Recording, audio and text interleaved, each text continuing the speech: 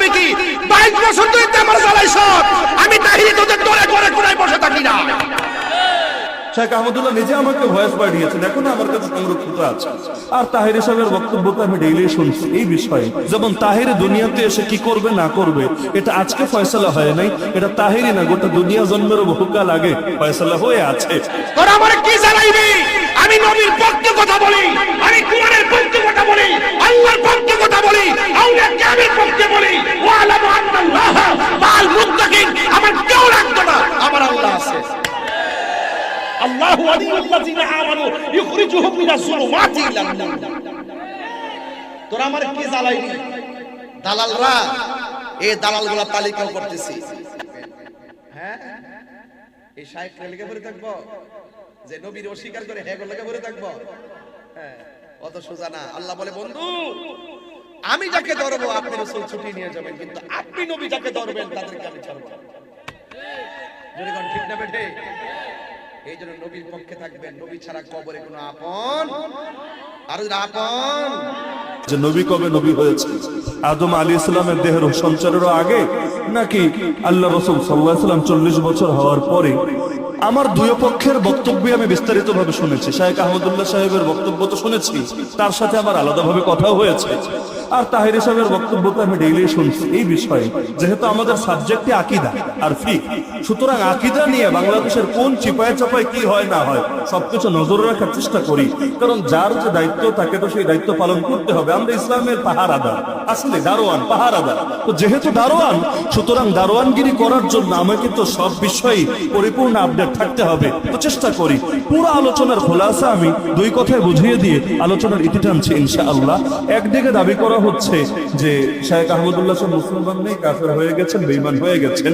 আরেকদিকে ওই পক্ষ থেকে দাবি করা হচ্ছে যে যারা বলবে নবী 40 বছরের আগে নবী ছিলেন তারা নাকি কাফের হয়ে গিয়েছে। ইবনে তাইমিয়া রাহিমাহুল্লাহর একটা ফতোয়াকে কেন্দ্র করে এই বাক্যটা টানছে, ফাহুয়া কাফিরুন বিত্তিফাকিল মুসলিমিন। তো দুই দলের চোখে যদি দুই দল কাফের হয়ে যায়, দিন শেষে মুসলমান থাকে। তো মুসলমানকে এটা বোঝানোর জন্য আমি অল্প কথায় মূল মেসেজটা এবং সাধারণ জনতা যারা আছেন, মাদ্রাসার ছাত্রদের বোধগম্য করে লম্বা আলোচনা আমি ইতিপূর্বে করেছি। সাধারণ জনতা যারা আছেন তাদেরকেও পানি ভাতের মতো করে বুঝিয়ে দিচ্ছি। দেখেন, বিষয় হলো দুইটা। এক নম্বরে, প্রতিটা মানুষ দুনিয়াতে আসার পরে কি হবে না হবে এই সবকিছু আগ থেকে তাকদীর নির্ধারিত আছে নাকি নাই। আমার আগে হযরত হরসপুরি হুজুরও কিন্তু উদাহরণ দিয়ে দিয়ে বুঝিয়েছিলেন যে এই যে আলী হাসান ওসামা এখানে আসবে, বয়ান করবে, আপনারা এসে বয়ান শুনবেন, এই যে জিনিসগুলো এটা আজই সিদ্ধান্ত হয়েছে এমন না। আমাদের জন্ম না, শুধু দুনিয়া সৃষ্টির বহুকাল আগে এই সবকিছুর ফয়সালা চূড়ান্ত ভাবে লেখা হয়ে আছে। তো আমাদের অনেকে কি মনে করে জানেন যে নবী যে আগ থেকেই নবী, এর অর্থ মনে হয় এটা, বুঝছেন, যে নবী যে আগ থেকেই নবী এর অর্থ মনে হয় এটা যে আল্লাহ তাআলা এই ফয়সালা থেকে করে রেখেছেন। এই বিবেচনায় আমি বলবো এটা ভুল কথা। এটা কি কথা? এটা কি কথা? আমাদের অনেক ভাই দেখেছি এই কথা বলতে চাচ্ছে সবাই তো আগ থেকে কি হবে না হবে, যেমন তাহিরি দুনিয়াতে এসে কি করবে না করবে এটা আজকে ফয়সালা হয় নাই, এটা তাহিরি না গোটা দুনিয়া জন্মেরও বহুকাল আগে ফয়সালা হয়ে আছে। তো সবই তো আগ থেকে লেখা। তো যদি বলেন অর্থ এটাই, তাহলে আর আমার নবীর বিশেষত্ব কি? আদম নবীও জন্মের বহু আগেই লেখা আছে তিনি নবী হবেন। আল্লাহ যখন থেকে আল্লাহর ইলম তখন থেকে, বুঝলেন, আল্লাহ যখন থেকে আল্লাহর ইলম তখন থেকে। আল্লাহর যেমন কোনো শুরু নাই, কোনো শেষ নাই, আল্লাহর ইলমেরও কোনো শুরু নাই, কোনো শেষ নাই। এ কারণে কোরআনকে আমরা বলি আল্লাহর কালাম। এ কারণে কোরআনকে আমরা মাখলুক বলি না। মাখলুক মানে সৃষ্টি, আমরা বলি না কোরআন সৃষ্টি। কেন? আল্লাহ যখন থেকে তার কালামও তখন থেকে।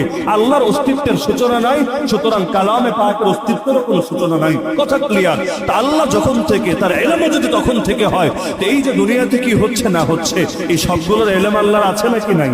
আচ্ছা, আজকে না 1000 বছর পরে কি হবে এটা আল্লাহ তাআলা একেবারে সেই অনন্তকাল থেকে, অনাদিকাল থেকে জানেন নাকি জানেন না? তো যদি বলেন যে আমার নবী নবী হবেন, এটা আল্লাহ জানতেন। ওই বিবেচনায় বলা হয়েছে নবী আদম আলাইহিস সালামের দেহে রূহ ঢোকানোর আগেই নবী। আমি বলবো এই কথাটা বাস্তবসম্মত না, কারণ এখানে নবীও যা, এখানে অন্যরাও হবে তা, আমার নবীও যা, অন্য নবীও তা। কারণ আল্লাহ সবার ব্যাপারেই জানেন। আল্লাহর ইলম কারো ব্যাপারে আছে, কারো ব্যাপারে নাই, বিষয়টা এমন না। আল্লাহর ইলম সবার ব্যাপারে আছে। তাহলে বলবেন অর্থ কি? তাহলে বুঝেছি হুজুর আল্লাহর এলেমে আছে, ঠিক আছে, আল্লাহ আলাদা করে লিখে রেখেছেন। আমি বলবো না রে ভাই, এটাও ভুল। কেন জানেন? আল্লাহ তাআলা কলম সৃষ্টি করার পরে, কলম মানে আমার পকেটে থাকা কলম না, আউয়ালু মা খালাকাল্লাহু আল কলম। আল্লাহ তাআলা কলম আর লৌহে মাহফুজ সৃষ্টি করার পরে আল্লাহ কলমকে বললেন উকতুব, কলম তুমি লেখো। কলম বলল আল্লাহ আমি কি লিখবো? আল্লাহ বললেন মা হুয়া কাইনুন ইলা ইয়াউমিল কিয়ামা, কিয়ামত পর্যন্ত যা কিছু হবে সব লেখো। পূর্বভাগে আজকে যে মাহফিল হবে, সেই মাহফিলে আলী হাসান ওসমান আসবে, রফিকুল ইসলাম মাদানী আসবে, এই সব কিছু সেই লৌহে মাহফুজে লেখা হয়ে গিয়েছে যখন আমার বাপেরও জন্ম হয়নি, তারও কোটি কোটি কোটি বছর আগে। তাহলে সেখানে যদি সব লেখা হয়ে থাকে, আদম নবী নবী হবেন এটাও লেখা, মুসা নবী নবী হবেন এটাও লেখা, মুহাম্মদুর রাসূলুল্লাহ সাল্লাল্লাহু আলাইহি ওয়াসাল্লাম নবী হবেন এটাও লেখা। লেখা কি সবই লেখা, নাকি কিছু কিছু জিনিস লেখা? সবই লেখা, কোনো কিছু বাদ নাই। এমন কোনো কিছু হবে না যেটা লেখা নাই। আল্লাহ নবী বলেন রুফিআতিল আকলাম ওয়া জাফফাতিস সুহুফ, সব লেখা শেষ করে কলম উঠিয়ে নেওয়া হয়েছে, আর যেই পৃষ্ঠায় লিখেছে সেখানে কালিও শুকিয়ে গিয়েছে। তার মানে পৃথিবীতে নতুন করে এমন কিছু হবে না যেটা নতুন করে সেখানে লিখতে হবে, সব লেখা হয়ে আছে। তা আমার নবী নবী হবে এটা লেখা হয়ে আছে। যদি বলেন হুজুর অর্থ খালি এতটুকু, তাহলে ভাই এটা তো সব নবীরই বৈশিষ্ট্য এবং সব মানুষেরও বৈশিষ্ট্য, আমার নবীর বিশেষত্ব থাকলো কই? ধাপ কিন্তু দুইটা বলে দিলাম। এক নম্বর হলো এলেম, আল্লাহর এলেমে তো সবই আছে। আমার নবী নবী হবে এটাও আছে, আদম নবী নবী হবে এটাও আছে, আপনি নাসিরনগরে জন্ম নেবেন এটাও আছে। এখন থেকে 5 বছর পর বাংলাদেশের নির্বাচনে রাতের ভোট হোক আর দিনের ভোট হোক, কে পাস করে আসবে এটাও আছে, সব কিছুই আছে। আল্লাহর এলেমে কোনো কিছু বাকি নাই। 2 নম্বরে আল্লাহ কলম আর লৌহে মাহফুজ সৃষ্টি করার পরে সব লিখে রেখেছেন। ওই লেখার মধ্যেও নতুন করে কিছু সংযোজন হবে না, কিছু বিয়োজন হবে না। এই দুইটা সবার ব্যাপারে প্রযোজ্য। বলবেন তাহলে আমার নবী তখন থেকে নবী, এই কথার অর্থ কি? এই কথার অর্থ হলো 3 নম্বরটা, সেটা হলো আপনারা লাতাইফুল মাআরিফ খুললে ইমাম ইবনে রাজব হাম্বলির এই কথাগুলো পেয়ে যাবেন। একইভাবে সুবুলুল হুদা ওয়ার রাশাদ ফি সিরাতি খাইরিল ইবাদ কিতাব খুললেও এগুলো পেয়ে যাবেন। আর অসংখ্য ইমামরা স্পষ্টভাবে এই ব্যাখ্যাগুলো করে গিয়েছেন। ইমাম সুয়ুতিও তার কিতাবে লম্বা চওড়া আলোচনা করেছেন। আমি সংক্ষেপে মূল কথাটা বুঝিয়ে দিচ্ছি যে এখানে বিশেষ একটা ব্যাপার ঘটেছে। আল্লাহ নবীকে জিজ্ঞেস করা হলো মাতা ওয়াজাবাত লাকান নবুওয়া, ইয়ানি সাবাত, হে নবী আপনার জন্য নবুয়ত কখন সাব্যস্ত হয়েছে? আল্লাহ নবী বললেন কুনতু নাবিয়্যান ওয়া আদম বাইনার রূহি ওয়াল জাসাদ, আমি তখন নবী যখন আদম ছিলেন রূহ আর দেহর মাঝামাঝি। তার মানে দেহ তো হয়েছে, রূহ এখনো ঢোকানো হয় নাই দেহের মধ্যে, অর্থাৎ তার দেহে রূহ সঞ্চারের আগে, তাকে প্রাণ দেওয়ার আগে আল্লাহ আমাকে নবুয়ত দিয়ে দিয়েছে। এখানে কেউ একটা, অনেকে আবার একটা জাল হাদিস বলে, ছাত্র ভাইয়েরা খেয়াল রাখবেন, জাল হাদিস বলে কি? জাল হাদিস ওয়া আদামু বাইনাল মাই ওয়াত তিন, এই শব্দ বলে ওয়া আদামু বাইনাল মাই ওয়াত তিন, যখন আদম ছিলেন পানি আর কাদামাটির মাঝে, এটা জাল হাদিস। আমি যে শব্দ বললাম এটা সহিহ হাদিস, বাইনার রূহি ওয়াল জাসাদ। কিন্তু আরেকটা যে শব্দ আমাদের অনেক বক্তারাও বলে বাইনাল মাই ওয়াত তিন, জাল হাদিস। কেন? এটার অর্থটাও ভুল, সনদগত তো পর্যালোচনা আছে, অর্থ ভুল। কারণ তিন, আরবিতে তিন শব্দের অর্থই হলো এমন মাটি যার সঙ্গে পানি মিশানো হয়েছে, মানে কাদামাটি। তো আপনি বললেন পানি এবং কাদামাটির মাঝে, মানেটা কি রে ভাই? যদি বলতেন পানি এবং শুকনা মাটির মাঝে, কথায় যুক্তি থাকতো। পানি এবং সাধারণ মাটির মাঝে, কথায় যুক্তি থাকতো। যখন আদম পানি আর কাদামাটির মাঝে, কাদামাটি মানে কি?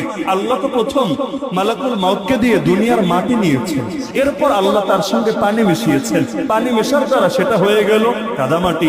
আল্লাহ সেই কাদামাটি থেকে আদম আলাইহিস সালামের দেহকে সৃষ্টি করেছেন। তা আপনি বললেন পানি আর কাদামাটির মাঝে, তো কাদামাটি মানে পানি মিশে গিয়েছে, একবার মেশার পর দ্বিতীয়বার তো মেশানো লাগে না, তাহলে শব্দও ভুল, অর্থও ভুল। এটা জাল হাদিস। তো সহিহ হাদিস কি? যখন আদম ছিলেন রূহ, রূহ বুঝেন তো, প্রাণ আত্মা, যখন আদম ছিলেন রূহ আর দেহের মাঝামাঝি, মানে দেহ তৈরি হয়েছে, রূহ এখনো তৈরি হয় নাই, আল্লাহ তখনই আমাকে নবুয়ত দিয়েছেন। এই নবুয়ত দেওয়ার মানে কি? শুধু লিখে রাখা না, আল্লাহ তো তাহলে সবারটাই লিখে রেখেছেন। আমার নবীর বৈশিষ্ট্য কি? যদি বলেন আল্লাহর নলেজে, আল্লাহর এলেমে থাকা, আমি বলবো না, এটাও ভুল। আল্লাহর এলেমে সবই আছে, সব নবীরটাই আছে। আমার নবীর আর বৈশিষ্ট্য থাকে কি? তাহলে আদম নবীরটাও সমানই হয়ে গেল। এর মানে কি? এর মানে হলো আল্লাহ তাআলা রাসূলুল্লাহ সাল্লাল্লাহু আলাইহি ওয়াসাল্লামের রূহকে তৈরি করে অথবা তার হাকিকতের মধ্যে আল্লাহ নবুয়তের তাজ পরিয়ে দিয়েছেন। এখন এর হাকিকত আসলে বাস্তবে কি সেটা আমাদের আকলে ধরবে না। এই সংক্ষিপ্ত আকল দিয়ে গায়েবের বিষয় বোঝা এটা সম্ভব না। কোরআন হাদিসে যতটুকু এসেছে ব্যাস, তখন আমার নবীর দেহ না, আমার নবীর রূহ, আমার নবীর হাকিকতের মধ্যে আল্লাহ এই তাজ দান করে দিয়েছেন। আপনি বলবেন হুজুর এটা মনে হয় কেউ জানতো না, 40 বছর পর সবাই জেনেছে। আমি বলবো এটাও ভুল। যদি বলেন কেউ জানতো না, আমার নবী দুনিয়াতে সেই হেরা গুহায় ওহী আসার আগে পাথর তাকে সালাম দিত কিভাবে, গাছ তাকে ছায়া দিত কিভাবে, সহিহ মুসলিম খুললে হাদিস পাবেন। আল্লাহ রাসূল বলেন, ওয়াল্লাহি, আল্লাহর কসম করে বলছি, ইন্নী লা আরিফু হাজারান বিমক্কা, আমি মক্কার সেই পাথরটাকে আজও ভালো করে চিনি। কানা ইউসাল্লিমু আলাইয়া ক্বাবলা আন উবআথা, আমি নবী হয়ে প্রেরিত হওয়ার আগেই যে আমাকে দেখলেই সালাম দিত। ইন্নী লা আরিফুহুল আন, নিশ্চয়ই আমি আজও তাকে ভালো করে চিনি। তাহলে দুনিয়ার লোক তখনো চেনেই না যে আল্লাহর রাসূল নবী হবে, সবাই জানে না। আবু হুরায়রা রাহিব জানে, এরকম আরো অনেক লোক জানে, এমনকি ইহুদিরা পর্যন্ত তাদের কিতাব পড়ে অপেক্ষায় আছে। কিন্তু দুনিয়ার সবাই তখনও বুঝতে পারে নাই। কিন্তু গাছও চেনে, পাথরও চেনে, পাহাড়ও চেনে। কত মুজিজা ঘটেছে আল্লাহ নবীর 40 বছরের আগে, যেগুলোকে আমরা মুজিজা না বলে ভিন্ন শব্দ বলি, রাহাত বলি, ভিন্ন শব্দ বলি। কিন্তু আল্লাহর নবীকে তারা চিনত বলেই তো সালাম দিত, নলে পাথরের জবান থেকে সালাম বের হওয়া স্বাভাবিক হলো না। তাহলে বলবেন নবী 40 বছরে তাহলে কি হয়েছে? সহিহ বুখারী মুসলিমের হাদিসেই আছে যে বুইসা নবী সাল্লাল্লাহু আলাইহি ওয়াসাল্লাম 40 সানা। আব্দুল্লাহ বিন আব্বাস রাদিয়াল্লাহু আনহুর হাদিস, নবীকে প্রেরণ করা হয়েছে 40 বছর বয়সের। মানেটা এর মানে হলো আল্লাহ তাআলা তাকে এই সম্মাননা তো বহু আগেই দান করে রেখেছেন। তবে বিশেষ একটা দায়িত্ব আল্লাহ 40 বছর বয়সে তার কাঁধে তুলে দিয়েছেন। এই দায়িত্বটাও ধাপে ধাপে বেড়েছে। প্রথমে আল্লাহ শুধু তাকে দিয়েছেন, এক পর্যায়ে তার আপনজনদেরকে দাওয়াত দিতে বলেছেন, এক পর্যায়ে শুধু আপনজন না একেবারে সবাইরে দাওয়াত দিতে বলেছেন, এক পর্যায়ে শুধু দাওয়াত না জিহাদ পর্যন্ত করতে বলেছেন। ধাপে ধাপে অগ্রসর হয়েছে। যেমন কোরআন আল্লাহর কালাম কবে থেকে? আল্লাহ যখন থেকে, আল্লাহর কালামও তখন থেকে। যখন আদম নবী দুনিয়াতে ছিলেন তখন কি কোরআন ছিল না? অবশ্যই ছিল। আল্লাহ দুনিয়াতে আমাদের সামনে জাহের করেন নাই, কিন্তু আল্লাহর কাছে লৌহে মাহফুজে সংরক্ষিত ছিল নাকি ছিল না? অবশ্যই ছিল। তো মুহাম্মদুর রাসূলুল্লাহ সাল্লাল্লাহু আলাইহি ওয়াসাল্লামকে চাইলে আল্লাহ তো একদিনেই পুরোটা দিয়ে দিতে পারতেন। আল্লাহর এই ক্ষমতা আছে নাকি নয়? লাইলাতুল কদরে তো পুরো কোরআনকে আল্লাহ একসঙ্গে নামিয়েছেন, পুরো কোরআনকে একসঙ্গে নামিয়েছেন। কোথায়? দুনিয়ার আসমানে, এই প্রথম আসমানে। তো লৌহে মাহফুজ থেকে পুরোটা একসঙ্গে নামালেন, ইন্না আনজালনাহু ফি লাইলাতিল কদর। এরপর সেই প্রথম আসমান থেকে আমার রাসূলের উপর 23 বছর ধরে নাজিল করলেন। কেন? আল্লাহ এক সেকেন্ডে নাজিল করতে পারতেন না? আরে বলেন না, পারতেন না? 23 বছর ধরে কেন নাজিল করলেন? এটা আল্লাহর হিকমত, আল্লাহর রহস্য, আল্লাহর প্রজ্ঞা। এর কি ব্যাখ্যা আল্লাহই ভালো জানেন। একইভাবে আল্লাহ চাইলে শৈশবেই আমার নবীকে নবুয়ত দিতে পারতেন নাকি পারতেন না? আরে বলেন না, পারতেন নাকি পারতেন না? এক শ্রেণীর বকলম বলে কোন নবী নাকি নবী হয় নাই 40-এর আগে। ভুয়া কথা, একেবারেই কাঁচা কথা। কোরআনই তারা পড়ে নাই। আপনি কোরআন খুলেন, ইয়া ইয়াহইয়া খুদিল কিতাবা বিকুওয়া ওয়া আতাইনাহুল হুকমা ইয়ানি আন-নুবুওয়াতা সাবিয়্যা, ইয়ানি হালা কাউনিহি সাবিয়্যা। খুলেন তাফসীরের কিতাব, কোরআন বলছে আল্লাহ ইয়াহইয়া নবীকে ডেকে বলছেন, হে ইয়াহইয়া কিতাবকে ধরে রাখো শক্ত হাতে, আর আমি ইয়াহইয়াকে নবুয়ত দিয়েছি ছোট বয়সে। সবই মানেই হলো যে এখনো বালেগ হয়, প্রাপ্ত বয়স্কই হয় না। তা আমাদের দেশে বালেগ হয় কয় বছরে? ধরেন 12 থেকে 15টাই ধরলাম। তাহলে আল্লাহ তারও আগে তাকে নবুয়ত দান করেছেন। তো ওই সময় বালেগের বয়স কত ছিল আল্লাহ ভালো জানেন। তবে সবই মানেই 40 না, ওটা আবার ভিন্ন শব্দ। তাহলে হাত্তা ইদা বালাগা আশুদ্দাহু ওয়া বালাগা 40 সানা, ওই টাইপের বাক্য বলা লাগবে। তাহলে আল্লাহকে সবাইরে 40-এ নবুয়ত দিয়েছেন, আগেও দিয়েছে? বলেন না। আপনারা ঈসা আলাইহিস সালামের ঘটনা পড়েন। যখন তিনি মায়ের কোলে মাত্র মারিয়াম আলাইহিস সালাম ছোট বাচ্চারা নিয়ে আসলেন, সবাই বলে ছি ছি ছি, কি একটা পতিতা, একটা বেশ্যা, কি কাজ করলি তুই? ইয়া উখতা হারুন মা কানা আবুকি ইমরাআ সাউইন ওয়া মা কানাত উম্মুকি বাগিয়া। কি বলবেন তিনি? কিছু বললেও লোকে বিশ্বাস করবে না, কসম খেয়ে বললেও বিশ্বাস করবে না। আবার আল্লাহ বলে দিয়েছেন খবরদার আজকে কারো সঙ্গে কথা চলবে না, আজকে কথার রোজা।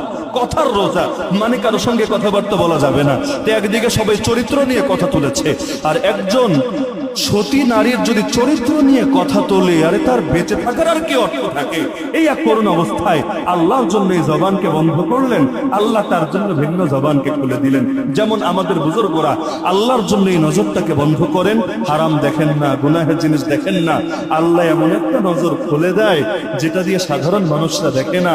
তখন তারা এমন অনেক কিছু দেখতে পায় যে সাধারণ মানুষদের আকলেও ধরে না। আল্লাহ তাআলার জন্য তিনি তার নিজের মুখ বন্ধ করলেন, আল্লাহ এমন মুখ খুলে দিলেন যে মুখ দিয়ে কথা বলার কোনো প্রশ্নই আসে না। ওই দুধের বাচ্চা, তার দিকে ইশারা করলেন, সবাই হাসাহাসি শুরু করলো। আরে পাগল, একদিকে চরিত্র খুঁয়েছিস আর একদিকে মনে হয় আকলও খুঁয়ে এসেছিস। ক্বালু কাইফা নুকাল্লিমু মান কানা ফিল মাহদি সাবিয়্যা, এই কোলের শিশুর সাথে কথা বলবো কিভাবে? এখন কোলের শিশুই বাকিটা বলে উঠলো, ক্বালা ইন্নী আবদুল্লাহ। কোলের শিশুর মুখ থেকে কথা বের হলো, আরে আগে শোন তো কথা, নিশ্চয়ই আমি আল্লাহর বান্দা। কেমন বান্দা জানিস? আতানিয়াল কিতাব ওয়া জাআলানি নাবিয়্যা, আল্লাহ আমাকে কিতাবও দিয়ে দিয়েছেন, আমাকে নবীও বানিয়েছেন। এখনো কোলে। হ্যাঁ, কেউ কেউ ব্যাখ্যা করে যে নবী বানিয়েছেন মানে ফয়সালা চূড়ান্ত। তো এখানে এসে যদি ব্যাখ্যা করেও ইয়াহিয়া আলাইহিস সালামের ব্যাপারে ব্যাখ্যা করার সুযোগ নাই। অধিকাংশ মুফাসসিরের মতেই সেখানে অর্থ এটাই, আল্লাহ তাকে নবুয়ত দিয়েছেন প্রাপ্তবয়স্ক হওয়ার আগে। হ্যাঁ, অধিকাংশকে আল্লাহ 40-এ দিয়েছেন, ঠিক। অধিকাংশ আর সবাইকে এক কথা না, সবাই মানে প্রত্যেকে, আর অধিকাংশ মানে বড় একটা সংখ্যা। তা আল্লাহ অধিকাংশকে 40-এ দিয়েছেন কেন? এর রহস্য আল্লাহ ভালো জানেন। যেমন 313 একটা সংখ্যা, আপনারা জানেন তো? 313-এর মধ্যে কি আছে আমাকে বলেন দেখি। বদর যুদ্ধে নবী নামলেন কয়জনকে নিয়ে?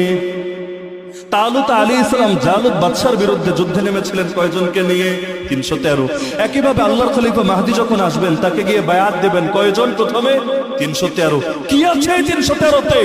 পৃথিবীর ইতিহাসে বড় বড় বিজয় নিয়ে আসছে মাত্র 313 জন মিলে। ব্যাখ্যা আমিও করতে পারবো না, আপনিও পারবেন না, কিন্তু এর যে কি রহস্য আল্লাহ অবশ্যই ভালো জানেন।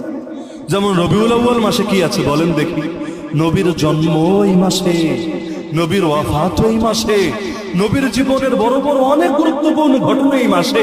আরে কিছু একটা তো আছে। রবি শব্দের অর্থই বসন্ত। তো বসন্তের মাসে দুনিয়ায় নতুন করে বসন্ত আসলো কেন রে? অবশ্যই কোনো না কোনো রহস্য আছে, আমি জানি না, আপনি জানেন না, তাতে কি? রব্বুল আলামিন কিন্তু ঠিকই জানেন। তো রব্বুল আলামিন 40 বছর বয়সে তার উপর ওহী নাযিল করতে শুরু করলেন। এর আগে তার নবুয়তটা প্রকাশিত হয় নাই মানুষের সামনে। তো এখন বুঝেন পুরো আলোচনার খোলাসা কি, এক বাক্যে বুঝতে পারবেন। কেউ যদি বলে নবী হয়েছেন 40 বছর বয়সে, এর আগে তিনি নবী ছিলেন না, এই বাক্য যদি কেউ বলে, এর দুইটা অর্থ হতে পারে। কয়টা অর্থ? এক নম্বরে হলো সে যে আগে নবী ছিলেন, মানে আল্লাহ রাসূল যে আগে নবী ছিলেন, এবং এই সংক্রান্ত যত হাদিস আছে, বুখারী মুসলিমের হাদিস, আরো যত সহিহ হাদিসে মানে না। দুনিয়া বহুত বাতিল ফিরকা আছে, ওরা কোরআনের বহু আয়াত মানে না, নবীজির বহু হাদিস মানে না। এরকম যদি কোনো ভণ্ডকে পান, তারে কাফের বলতে কোনো ভুল করবেন না। আর যদি এমন হয় যে না, তিনি সব জানেন এবং মানেন, তিনি অস্বীকার করেন, এমন কোন দলিল নাই। শেখ আহমদুল্লাহ নিজে আমাকে ভয়েস পাঠিয়েছেন, এখন আমার কাছে সংরক্ষিত আছে হুবহু। তিনি বলেছেন যে আমি কেন রে ভাই, মাদ্রাসায় যে 2-3 ক্লাস পড়েছে এমন একটা ছাত্রকে দেখা সম্ভব যে ছাত্র এই নবীজির এই হাদিসটা জানে না, যে আমার নবী তখনও নবী যখন আদম আলাইহিস সালামের দেহে রূহ সঞ্চার হয় নাই? এটা মাদ্রাসা ছোট বাচ্চা জানে না, এটা কি সম্ভব? সবাই তো জানে, এবং যারা জানে মানে। এটা নিয়ে ইখতিলাফ করেছে এমন লোক আমরা আমাদের জীবনে দেখি, আমরা আমাদের জীবনে অন্তত কওমি সার্কেলের মধ্যে, যেহেতু তিনি কওমি মাদ্রাসা থেকেই দাওরা পড়েছেন, দেখি নাই। এখানে তিনি ব্যক্তিটা বিষয় না, অথবা তার উপর যে আপত্তি করেছে ব্যক্তিটা বিষয় না। আমাদের বিষয় হলো আকীদা, আমাদের বিষয় হলো আদর্শ, আমাদের বিষয় হলো আহলে সুন্নাত ওয়াল জামাতের নীতি। এখানে ব্যক্তি মোটা মুখ্য না, তাহলে ব্যক্তির পক্ষে বলা বিপক্ষে বলা এগুলো কোনো বিষয় না। আমরা তো ভুলের ক্ষেত্রে আমাদের বাপরাও ছাড় করে দিই। কওমি আলেমকে আলী আর আলেমকে, আরে হকের জন্য সব ছাড়া যায়, কিন্তু হককে ছাড়া যায় না তার জন্য। আমার বাপ যদি হকের বিরুদ্ধে চলে যায়, যেই সার্কেলের হোক, তার বিরুদ্ধে বলা লাগবে নাকি লাগবে? কওমি মাদ্রাসায় পড়ে কতজন বেদাতীদের নেতা হয়ে গিয়েছে, হয় নাই? আরে হয় নাই? খালি আগের যুগের ইতিহাস না, আমাদের রাজবাড়িতে আসেন, আমি অন্তত 1 ডজন মৌলবী দেখিয়ে দেব, 1 ডজন, যারা কওমিতে পড়েছে, কেউ হাফেজ হয়েছে, কেউ কিতাবখানায় পড়েছে, এখন বেদাতীদের মসজিদের নেতৃত্ব দিচ্ছে, ইমাম তারা, খতিব তারা, তারাই মাসালা পাচার করছে, তারা জেনে বুঝে মিসগাইড করছে। যদি আমরা গিয়ে ধরি, বলে হুজুর সবই তো বুঝি, কিন্তু কি করব বলেন? ধান্দা তো এখানে। ওই যে অনেকে বলে হুজুর এই যে সবাই মিলে ওরে গালি দিচ্ছে, ও কি বোঝে না যে ও ভুল করছে? আমি বলি ভাই, ও জানে যে ওরে গালি দেবে, গালি খাওয়ার জন্যই কাজটা করে। কেন জানো? তুমি গালি দিবা ব্যাপার না, কারণ তুমি আগেও তারে বুকে জড়ায় নিতে বিষয়টা এমন না, আগেও তারে মহব্বত করতে বিষয়টা এমন না, তোমার গালিরে সে গোনে না, কিন্তু তার সার্কেলে সে যে দামি হচ্ছে এটাই মূল বিষয়। মূল কাহিনী বুঝতে পারছেন? গালিগালাজ সবাই করুক ব্যাপার না, দল ঠিক থাকলে হলো, ধান্দা ঠিক থাকলে হলো। ধান্দা যদি ঠিক থাকে আর বাকি কোনো কিছু লাগে না, সবকিছু বাকিটা এমনি চলে। তো কেউ যদি বলে যে আমার নবী আগে নবী ছিলেন না, এর মানে হলো দুনিয়ায় সবার সামনে প্রকাশিত হয় নাই। ওই যে আব্দুল্লাহ বিন আব্বাসের যে হাদিসটা, ওইটাই আর কি, 40 বছরে তিনি নবী হয়ে প্রেরিত হয়েছেন, মানে সকলের সামনে এটা প্রকাশিত হয়েছে, সকলের সামনে বাস্তবতাটা উন্মোচিত হয়েছে, তাহলে তাকে কাফের বলার কোনো সুযোগ নাই। আবার কেউ যদি এই অর্থে বলে যে আল্লাহর নবী তখন থেকে নবী যখন আদম আলাইহিস সালামের দেহে রূহ সঞ্চার হয় নাই, এখান থেকে সে যদি বোঝে যে আল্লাহর নবী তো আগ থেকেই নবী, তো 40 বছর পর্যন্ত তিনি নবুয়তকে গোপন রেখেছেন, তিনি মানুষকে দাওয়াত দেন নাই, তিনি এই রিসালাতের দায়িত্ব পালনে গাফলতি করেছেন, তাহলে ও একবার মনে থাকবে তো ইনশাআল্লাহ। তাহলে হককে দুইটার মাঝামাঝি। আল্লাহ নবীকে আল্লাহ নবুয়ত দিয়েছেন কবে? আদম নবীর দেহে রূহ ঢুকানোর আগে। সেই নবুয়ত দেওয়ার অর্থ কি? সেই নবুয়ত দেওয়ার আসল অর্থ কি আল্লাহ ভালো জানেন। তবে এটা শুধু লিখে রাখা না, শুধু এলেমে জানা না, বরং আল্লাহ তাআলা তার রূহকে, তার হাকিকতকে এই সম্মানের চাদর পরিয়ে দিয়েছেন, মাথায় নবুয়তের তার চড়িয়ে দিয়েছেন। তবে দুনিয়ায় পাঠানো 40 বছর পর যখন প্রথম ওহী নাজিল হলো, যখন আল্লাহ নবী সাল্লাল্লাহু আলাইহি ওয়াসাল্লাম 6 মাস স্বপ্ন দেখলেন, তারপর কোরআনের আয়াত নাজিল হলো, ইকরা বিসমি রাব্বিকাল্লাযী খালাক, তখন দুনিয়ার মধ্যে নবুয়ত প্রকাশিত হলো, সকলে জানতে পারলো, নবীকেও দায়িত্ব দেওয়া হলো। ধীরে ধীরে ধীরে প্রথমে নিজে জানলেন, তারপর অন্যদেরকে দাওয়াত দিলেন, দিতে দিতে এক পর্যায়ে জিহাদও করলেন, আল্লাহর জমিন আল্লাহর দ্বীনও কায়েম করলেন। তাহলে কি বুঝলেন? যে বিষয়টারে খোলাসা করে বুঝলে একদম সহজ, একদম পানির মতো সোজা। আর যদি আপনি একটু প্যাচ রাখেন, তাহলে প্রত্যেক দল অপর দলরে কাফের বলতে পারবে। শেখ আহমদুল্লাহ নিজে আমাকে ভয়েস পাঠিয়েছেন, এখন আমার কাছে সংরক্ষিত আছে হুবহু। তিনি বলেছেন যে আমি কেন রে ভাই, মাদ্রাসায় যে 2-3 ক্লাস পড়েছে এমন একটা ছাত্রকে দেখা সম্ভব যে ছাত্র এই নবীজির এই হাদিসটা জানে না, যে আমার নবী তখনও নবী যখন আদম আলাইহিস সালামের দেহে রূহ সঞ্চার হয় নাই। এটা মাদ্রাসা ছোট বাচ্চা জানে না, এটা কি সম্ভব?